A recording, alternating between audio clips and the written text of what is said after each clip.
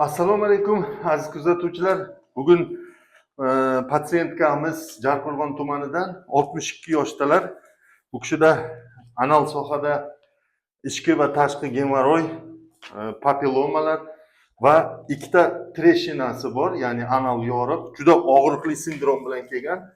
Og'riqni chiday olmagandan bizga murojaat qilib keldilar. Hozir lazerli operatsiyamizni boshlayapmiz. Bizni kuzatishda davom eting.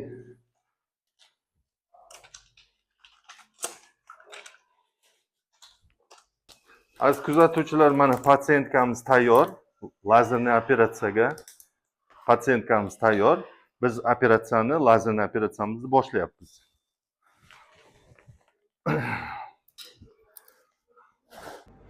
Aziz kuzatuvchilar, mana lazerli operatsiyamizni tugatdik. Patsientkamiz mana o'zini to'liq yaxshi his qilyapti. Operatsiyani og'riqsiz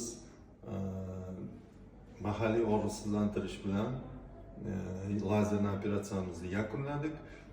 Barcha gemoroy tugunlarni vaporizatsiya qildik, analniy treshinalarni destruksiya qildik lazer bilan va papillomalarni lazer bilan bartaraf etdik. Hozir qanday his qilyapsiz, opa? Yaxshi, hozircha. Og'riq yo'qmi? O'zingiz turib yuryapsiz-da? Yuryapman.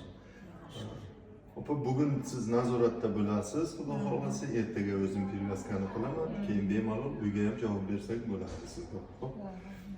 Boshqa bemorlarga shu lazerli operatsiyani tavsiya qilamisiz? Oson yo'li shu lazer operatsiya. Kesirlardan ko'ra yaxshi, og'riqsiz, pichoqsiz yaxshi. Aziz kuzatuvchilar, bizni kuzatishda davom etinglar. Biz sizlarga lazerli operatsiyalarning natijalarini ko'rsatib boramiz.